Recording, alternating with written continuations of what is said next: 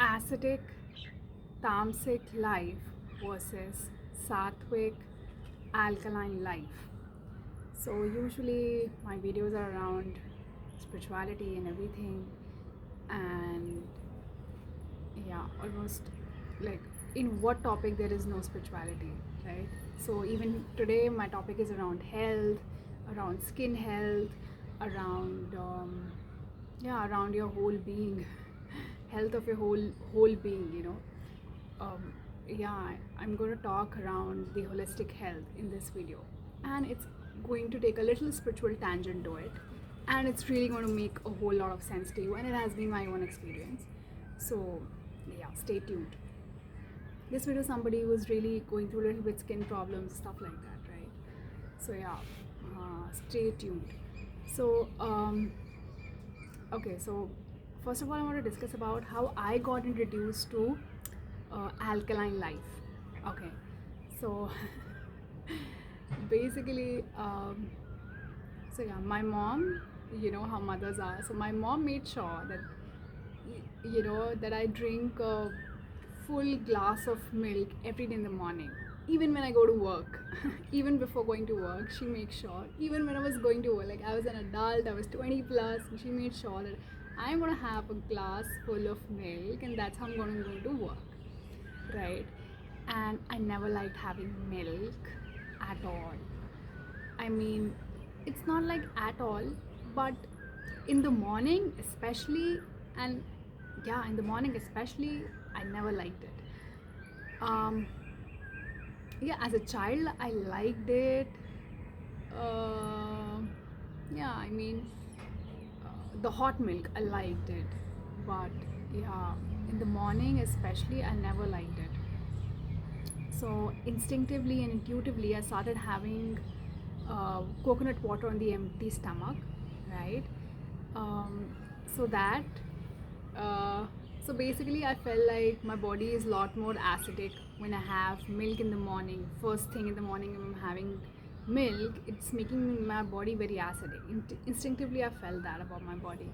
So what I used to do is the first thing in the morning is to have coconut water, and after give a few hours gap, and then I used to have my milk, and then I used to go to work. So that was my routine, right? So I started feeling much better because the acidity of milk started to neutralize with the alkalinity of coconut water, right? So yeah, I started to understand my body and started to and eventually I grew much bigger and started to rebel, and now I don't have milk. So, and now I don't even feel the need to have coconut water every day.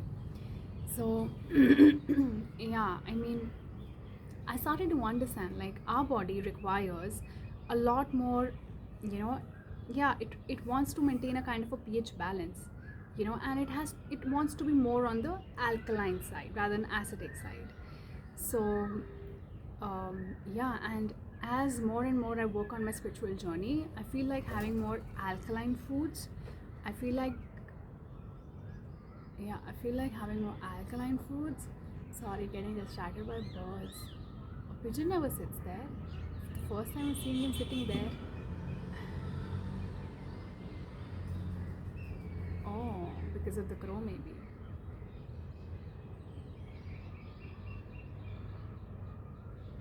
Sorry, I'm getting distracted. So, yes. Um, yeah. So your body wants to maintain a kind of a pH balance and wants to be more on the alkaline side, right? So there are many alkaline foods, and they're very good for your body. They're very good even for your spiritual journey. They're very good for your holistic health. So like coconut water is very alkaline.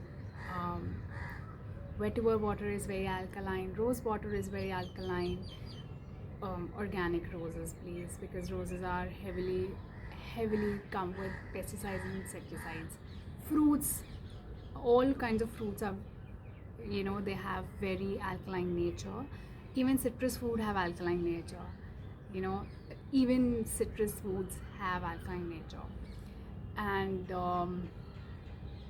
yeah, yeah, spices and everything, they're a little acidic. Okay. And then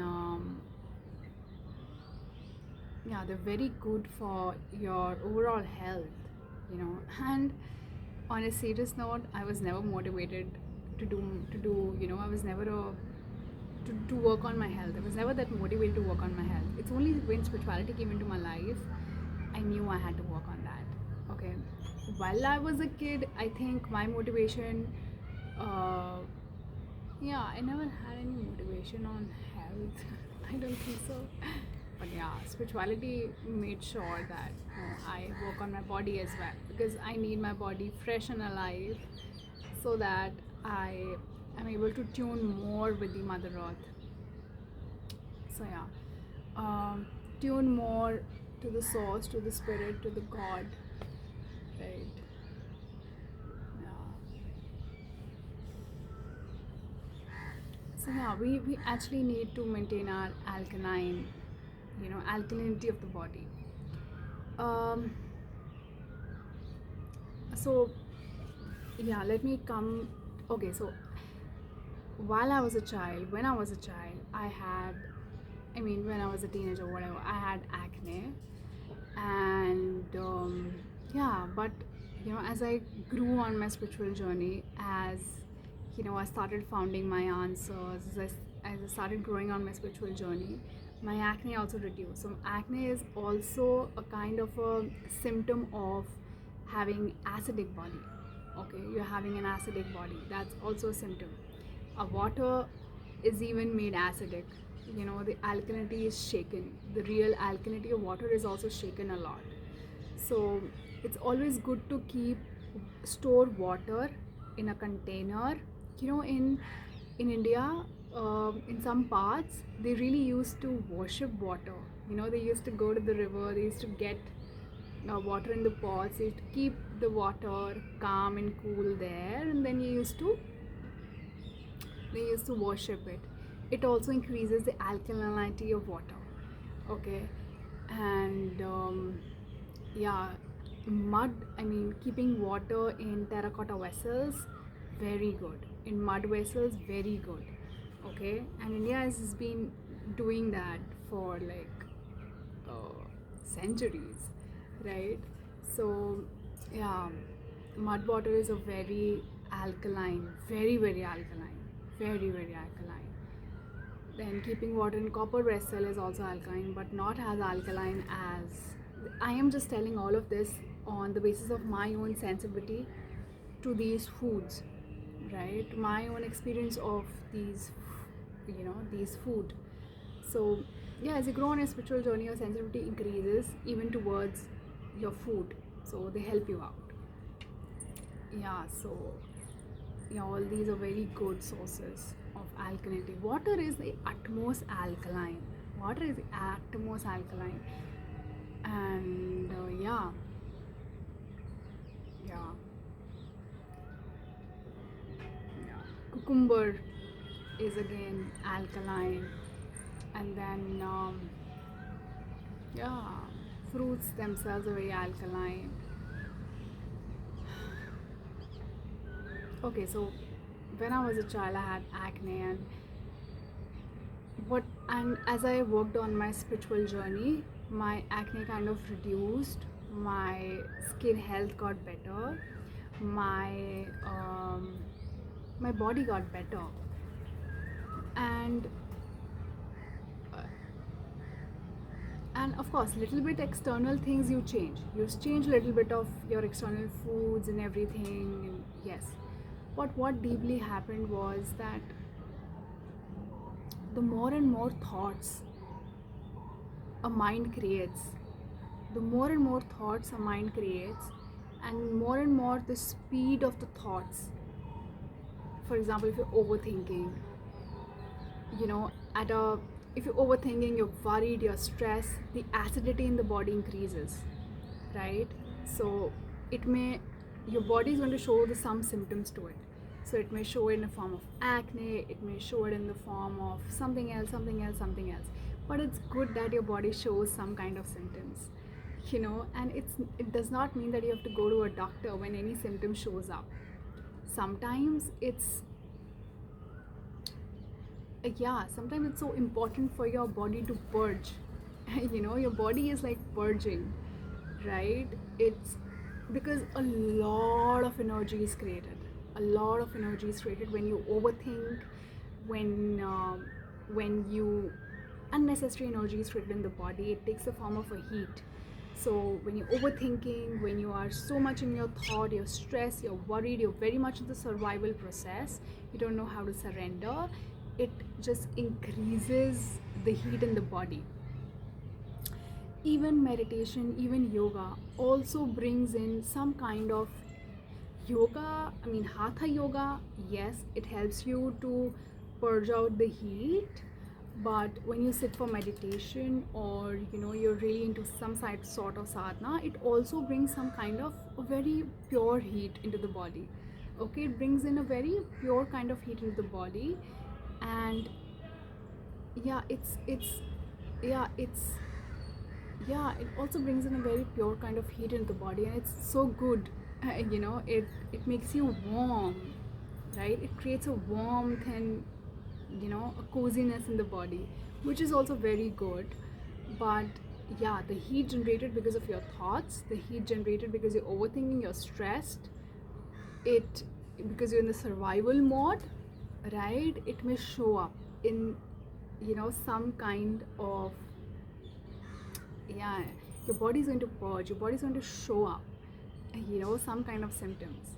And it doesn't mean that you have to always rush to the doctor, because it's going to put you in again a loop, because they will do something temporary to your skin, to your body, and but they will never touch the root cause. They will never tell you why your acne is happening. They'll never tell you why you're having certain problems, because there is a lot of pitta, or there's a lot of heat in the body, right? They'll never tell you that. So yeah, it's so important to cool your body down in every which way, in the food even you consume, and even here. So I kind of worked a lot here. I kind of worked a lot here. Basically, the more and more you sit with yourself, the more and more you sit with yourself, you sit with your thoughts, the more and more you sit with yourself, the more and more you sit with your thoughts, the more and more you know yourself, the more and more you do the journaling. So I did all kinds of things. I did journaling, I write my thoughts, I write my ambitions, I write my desires, and I have to do a lot of work, you know, to get rid of my own fears, to get rid of my own, fear itself creates a lot of heat. So yeah, yeah. So you have to work on yourself, you know, even on a spiritual level, if you want to heal your body. That's what I want to tell you. Like when I started walking on my spiritual journey, my body started to heal, and I'm able to better understand my body. And of course, I need a lot more to do. I require a lot more. I am still a beginner, I feel. There's a lot more that I need to understand about my own body. But yeah. See, actually, our body is made up of 5 elements, and water is one of the elements, right? So when your water element is in, if you're stressed and worried, your water element gets very distorted, right? And the alkalinity of your body gets affected. Okay, it's your body is like 70% water, if I'm not wrong, according to science, and according to Sanatan Dharma, or according to Ayurveda, or according to the Hindu way of life. They say that we are made up of 5 elements, and water is one of the elements. So your water element has to be very calm. Yeah, and it can be very, your water element has to be very healthy, and for it to be healthy, you have to move from your thoughts to a thoughtless life. Yeah, you have to move from thought to a thoughtless life. You having a thought because you don't know what surrender is. And it's very difficult to explain what surrender is, because it can only be experienced, and it has to be lived. You have to live through it to understand what surrender is. I mean, when I was a kid, if someone told, I never believed in God, and that kind of thought created a lot of acidity in my body. That created a lot of Tamsic energy in my body, and the heat in my body didn't know where the outlet is.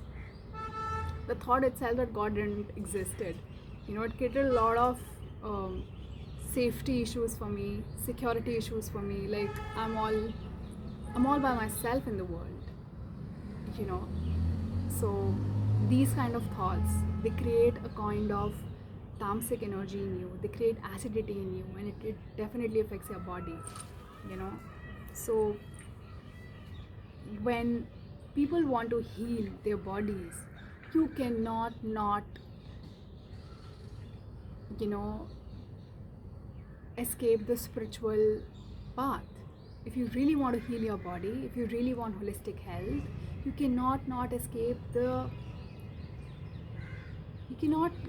not escape the spiritual path. And yeah, my hair improved, my skin improved, and yeah, my health overall very improved because I worked on myself spiritually. And I don't know, somehow I just knew this as a kid. Like, and of course I had a kind of inclination always towards spirituality. So yeah, I knew it. Yeah, I kind of knew it always. And it did work for me. And I just want to come here and talk about, like, yeah, you have to walk your spiritual journey. If I tell you just surrender, trust in God, trust in me, trust in the universe, it is not going to happen in one day, right? It didn't happen for me. I used to also read these books, and I never knew what to surrender, how to surrender, this, that. I was like, क्या बकवास है ये, ऐसे थोड़ी ना होता है, ऐसे कैसे surrender कर दे, टेंशन हो रही है मेरे को ऐसे. I remember once a games teacher or something, they just made to sit into our meditation and yoga, and he said just forget everything for 5 minutes. And people around me really forgot it, and they were like, wow, such a good experience. And I was like, how can people forget their tensions? How can you forget it? How can you forget your tensions? I mean, there's so much problem, this, that, and how are people just forgetting their problems for 5 minutes? I thought it's a kind of an escape. I know people are escaping it, but no, you don't have to escape. You don't have to even forget. Meditation is not about forgetting. When you sit in meditation, you don't have to forget your tensions. You have to just stay with them and still understand that they will come and they will go. And you just have to surrender into the flow. Yeah. Meditation is not about escaping your reality. It's about sitting with your reality. Fuck, sit with your reality. Okay, like, you getting late for the office, it's okay. Sit. Sit and see that you're getting late for the office. And you still can be fine with that. And you can let that heat release there and then. You can just let the heat release. Heat of your own thoughts release there and then. Yeah, and that's what creates holistic health, spiritual health, overall health. So yeah, thought creates a lot of acidity and heat in the body. And while you move on your spiritual journey, you work through your fears, you work through your desires, you work through things in your life you understand, and you move towards a very alkaline Satvic life. Little bit external things you need to change, and a lot. And if you really have to work on the root, you have to change your way of being. You have to change your way of being. You have to change your way of being. And you have to move from thoughtful world to thoughtless world. and keep the water element in you very calm. It's very important to keep the water element in you very calm.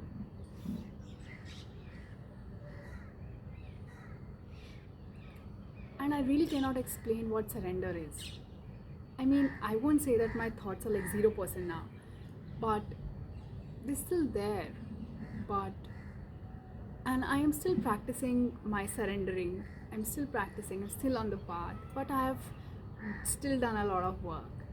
But I cannot really tell you what surrender is, because surrender has to be experienced, has to be lived through, has to be practiced, have to make a lot of mistakes, have to fail a lot of times to understand what um, surrender really is, you know.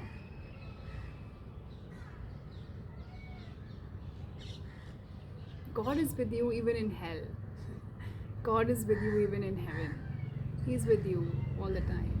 He lives inside of you. And as romantic and as cliche as it sounds, so true, and I can't help it. I know it sounds very filmy and totally fairy, and I wouldn't have believed all these sentences if somebody told me when back in those years. But it's so true. It's so true. Your life is totally a fairy tale. Your life is totally a fairy tale. It's just that your some creepy thought is making you think something else. And it's not true. It's an illusion. Your thought is an illusion. You're really taken care of. Even if you're in hell, trust me, your soul has chosen that place. Your soul has chosen that lesson. I had a lot of questions back in those days, and my body was very acidic because I had a lot of questions, a lot of stress, a lot of worries. Like, iska kya?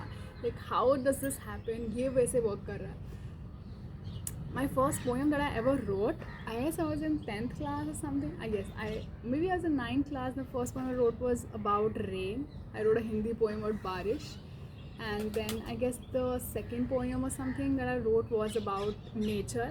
Like, why does a lion eat a deer? Yeah, I don't like it. Like, why is nature giving that kind of an example to us? So it was a kind of a question mark. Like, I have a lot of questions, and that also did a lot of heat in my own body, and my body was very acidic. But yeah, as I started to get my answers, my body became very, very calm down. And yeah, so when I found my answers, some spiritual answers, you know, who I am, what is this place, what is this nature, what is this all about, like where was my beginning, where is my end? Because I don't think so my beginning can be just, you know, my parents cannot be my beginning, you know, because I'm so much more than them, you know, and I'm so different and unique from them. So my beginning cannot be my parents. What is my beginning? Where is my end? Where I am going? What is after that? What is after all of this? So all these questions, and trust me, everyone has these questions. Your curiosities has been dumped down again and again, and you've just forgotten, you know, you've suppressed all these questions. But you have all these childlike questions, and when you get an answer to it, your body becomes alkaline. You as a whole become alkaline, you know. Yeah, my guru says the you know the I become the best guru when you don't have any questions only. So yeah, the more and more I walk my path, I feel the questions are decreasing. The almost like none I feel now. And yeah, I know, yeah, I can surrender into the flow, and I can flow, and yeah, and it's so important to do that. Thank you for watching the video. I hope it has helped you in some way.